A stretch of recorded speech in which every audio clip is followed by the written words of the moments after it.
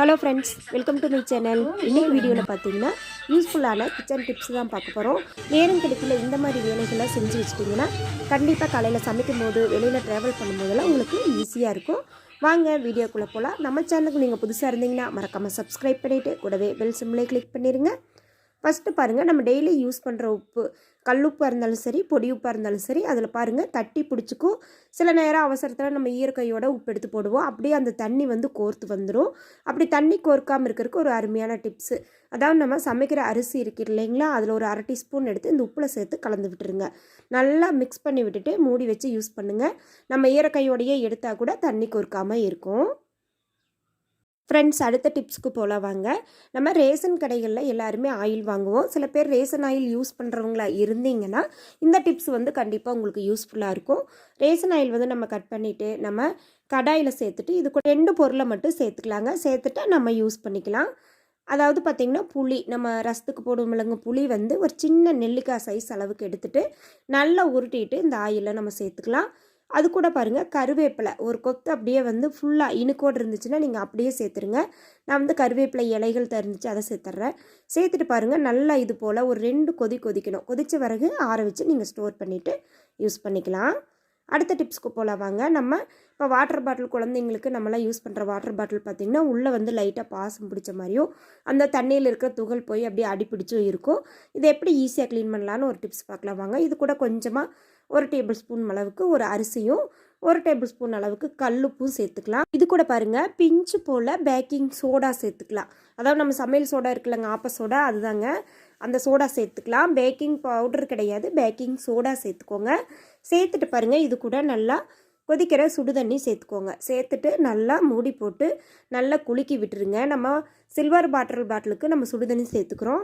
இதே பிளாஸ்டிக் பாட்டிலாக இருந்தால் நார்மலான வாட்டரை சேர்த்துட்டு நல்லா குலுக்குங்க. நல்லா குலுக்கிட்டிங்கன்னா அதில் இருக்கிற தூசு, மண், பாசம் எல்லாமே வந்து நம்மளுக்கு ஈஸியாக ரிமூவ் ஆயிரும். நம்ம வந்து சுடு தண்ணி சேர்த்தும் போது பாருங்கள் ஒரு துணி வச்சுக்கோங்க. கீழ்ப்பாகத்தில் துணி போட்டு பிடிச்சிட்டு நல்லா அலசுங்க. அலசிட்டு கீழே கொட்டிட்டு நம்ம நல்ல தண்ணி ஊற்றி வாஷ் பண்ணி பாருங்கள். வாட்டர் கேன் சூப்பராக பளிச்சுன்னு இருக்குது பாருங்கள். வாங்க அடுத்த டிப்ஸுக்கு போகலாம். இப்போ மிக்ஸி ஜார் வந்து நம்ம அரைச்சிட்டு அப்படியே வாஷ் பண்ணி வச்சுட்டு நம்ம வாட்டுக்கு அடுத்த வேலைக்கு போயிடுவோம். நம்மளுக்கு டைம் கிடைக்கல பாருங்கள். பின்னாடி அதாவது மிக்ஸி ஜாரோட பின்பாட்டில் பார்த்திங்கன்னா ஏகப்பட்ட அழுக்கு, தூசு, கரை எல்லாமே இருக்குது. இது ஈஸி எப்படி ரிமூவ் பண்ணலான்னு பார்க்கலாம் வாங்க. ஒரு பவுல் எடுத்துகிட்டு ₹1 ஷாம்பு, எந்த ஷாம்பாக இருந்தாலும் சரி ₹1 ஷாம்பு எடுத்துக்கோங்க.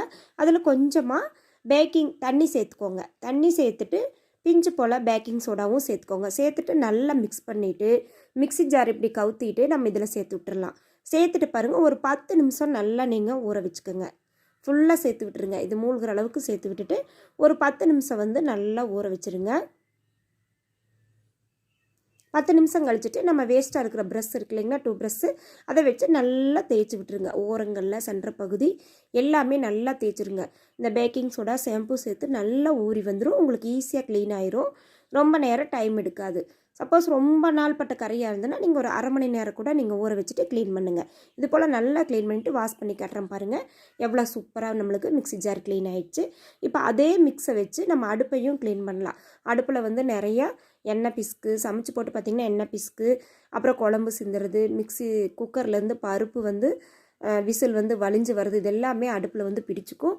நம்ம இந்த மாதிரி பேக்கிங் சோடா ஷாம்பு தண்ணியும் இதில் சேர்த்துட்டு ஒரு நல்ல துணி வச்சு இது போல் தேய்ச்சி விட்டுருங்க. தேய்ச்சி விட்டிங்கன்னா அதில் இருக்கிற பிசுக்கு அழுக்கு எல்லாமே போயிடும். நீங்கள் வாஷ் வேணாலும் பண்ணிக்கலாம், இல்லை அப்படின்னா ஒரு துணி போட்டு நல்லா துடைச்சிக்கலாம். நம்ம அடிக்கடி அடுப்பை வந்து நீங்கள் வாஷ் பண்ணிங்கன்னா துருவே இருக்கக்கூட வாய்ப்பு இருக்குது. அதனால் இது போல் அப்ளை பண்ணிவிட்டு இது போல் ஒரு காட்டன் துணி வச்சு நல்லா துடைச்சி விட்டுட்டிங்கன்னா அடுப்பு வந்து சூப்பராக பளிச்சுன்னு ஆயிரும்.